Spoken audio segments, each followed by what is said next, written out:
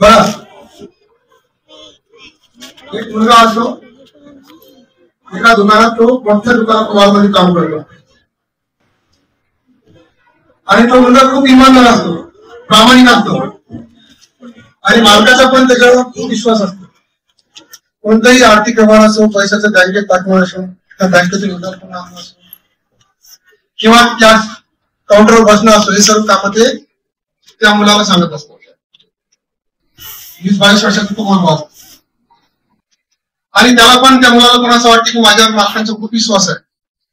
पण काय होते, एक दिवस हिशोब करताना त्याच्याकडून काहीतरी चूक होते आणि मालकाला वाटते याला काहीतरी बेईमानी केली आहे आणि मग मालक त्याच्यावर रागावतात. जवळजवळ तो मुलगा 10-12 वर्षापासूनच्या मॉलमध्ये काम करतो आणि जेव्हा मालक त्याच्यावर अविश्वास दाखवतात तेव्हा त्या मुलाचं मन दुखी होतं, त्याला खूप वाईट वाटतं. आपण एवढं प्रामाणिक आहोत, इतका इमानदारीने वागत आहोत, तरी सुद्धा आपल्या मालकाने आपल्यावर अविश्वास दाखवला आणि आपल्यावर आरोप केला, चुकीचा आहे. म्हणून तो त्या मॉलमध्ये नोकरी सोडून देतो आणि मग त्याला असं वाटतं या गावातून आपण दुसऱ्या गावात. खूप चिंताग्रस्त असतो तो आणि मग दुसऱ्या दिवशी तो एका रस्त्याने दुसऱ्या गावाला जाण्यासाठी निघत असतो. पैदल जात असताना एक भगव्या वस्त्रामध्ये साधू माणूस त्याला दिसतो.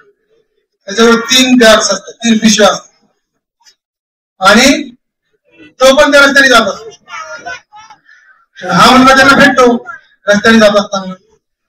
मग ते साधू त्याला विचारतात, कुठं जात आहेस? काय सांगा म्हणते महाराज. साधू महाराज, काय सांगा तुम्हाला, मी एका मॉलमध्ये कामाला होतो आणि त्या मालकासोबत माझं खूप महिना झालं, त्याच्यामुळे मी गाव सोडून दुसऱ्या गावाकडे नोकरीच्या शोधात जात आहे. मग ते साधू बरं झालं, मला पण नोकरी मिळाला. मग ते दोघं पैदल जात असताना ते जे साधू महाराज असते त्याला ते पिशव्या जे असतात ते जरा ओझे झाले. आपण तो साधू महाराज म्हणते, महाराज याची एक पिशवी घेशील का? आणि तो मुलगा मग त्याच्यात काय आहे, ते साधू महाराज म्हणते की तांब्याचे शिक्के आहेत. कसे शिक्के आहेत? तांब्याचे शिक्के आहेत. मग थोडस पुढे गेल्यानंतर एक नदी लागतो. नदी लागल्यानंतर तो महाराज जरासा पोहू शकतो. नंतर म्हणतो खूप वजा आहे, याची दुसरी पिशवी तू घेऊ शकतो का? नाही. तो जरासा दुखी असते, तो म्हणजे घेऊन टाका, दुसरी पण घेतो म्हाताऱ्या. मग तो विचारतो दुसऱ्या पिशवीत काय? त्याचे चांदीचे शिक्के आहे. कसे शिक्के आहेत? चांदीचे. आणि मग ते पिशवी घेऊन तो मुलगा ती नदी पार करतो. पुढे रस्त्याने जात असतात खूप मोठा डोंगर लागतो. साधू महाराज म्हणतो, यार आता खूप झालं, माझ्याकडून चालणं होत नाही. आणि तो साधू महाराज खूप घामाकुळ झालेला.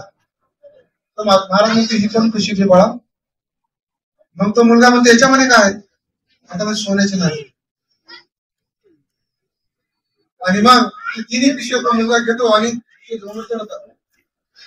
चढता चढता तो साधू महाराजांकडे थकतो, त्याचे पाय दुखायला लागतात आणि तो जरासा त्याचा चढण्याचा जो वेग असतो तो कमी होतो. तो हळूहळू चढत नाही. मुलगा खूप दूरपर्यंत गेला आणि मग त्या मुलाच्या डोक्यात विचार यायला लागतो, चांदीची पिशवी आहे, तांब्याची पिशवी, सोन्याची पिशवी. हा जो म्हातारा माणूस आहे हा धावला तरी मला पकडू शकणार नाही. हे जर तिन्ही पिशव्या मी घेऊन पळून गेलो, हा म्हातारा माझं काय धरू शकणार आणि ते पुढे जंगलाचं इथं कोणाला सांगू शकणार पण नाही आणि मी श्रीमंत होणार. आणि मग तो मुलगा धावायला लागला. तो मुलगा धावायला लागतो. धावायला लागल्यानंतर डोंगराच्या वर जातो, माथ्यावर, आणि पाहतो तो म्हातारा माणूस खूप मागं पडलेला असतो, खूप दूर. वर गेल्यानंतर त्याला असं वाटतं आपण पाहावा खिशामध्ये काय. एक पिशवी उघड, त्याच्यात दगड आणतात. दुसरी पिशवी उघडते, त्याच्यात पण दगड आणतात. आणि तिसरी पिशवी उघडते, त्याच्यात पण दगड आणतात. तिन्ही पिशव्या वजनदार. तिन्ही पिशव्या वजनदार असतात. वजनदार असतात, त्याला राग येते. हा म्हणजे साधू महाराज आहे. साधू महाराज कधीच खोटे बोलत नसतात. हा महाराज तर फ्रॉड निघाला. मला सांगितलं एकामध्ये चांदीचे शिक्के आहेत, एकामध्ये सोन्याचे शिक्के आहेत, एकामध्ये तांब्याचे शिक्के आहेत, आणि एका याच्यात पण कोणते शिक्के नाही आहेत. आणि त्याला राग येतो आणि मग खाली धावतच येतो. आता याला तर मारतो जातो, त्याला बोलतो जातो, धावत परत येतो, दम लागलेला असतो आणि त्या महाराजाला वेळ आपल्या बोलायला लावतो. तर महाराज शांत काही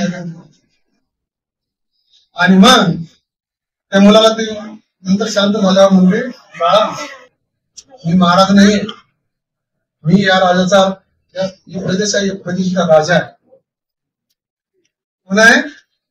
राजा आहे. आणि मी नवीन राजा शोधत आहे. मी तुझी परीक्षा घेत होतो.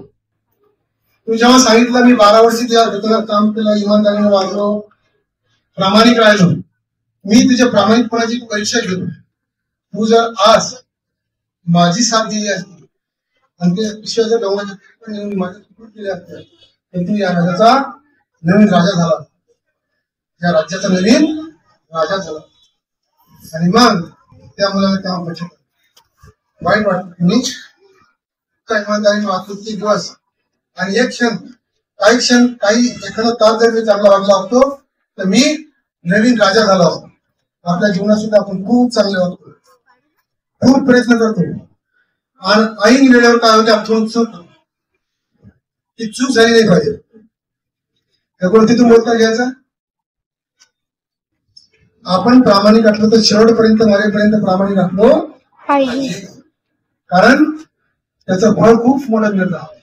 आणि आपण जर प्रयत्न करत आहात तर शेवटपर्यंत प्रयत्न करायचे, जोपर्यंत येतो प्रयत्न केला. आता मला ते येते आणि शेवटी मग आपण दुर्लक्ष करतो तेव्हा मग अपयश येऊ आहे की नाही. स्कॉलरशिप मध्ये 6 पास झाले, त्यापैकी 3 मिनिट आले आणि जे 3 मिनिट येणारे होते ते 2-3 मार्कांनी गेले. शेवटच्या क्षणी त्यांनी चूक केलेली काय झाली, शिली मिस्टेक म्हणतो आपण. तर जीवनात शिली मिस्टेक नाही करायची.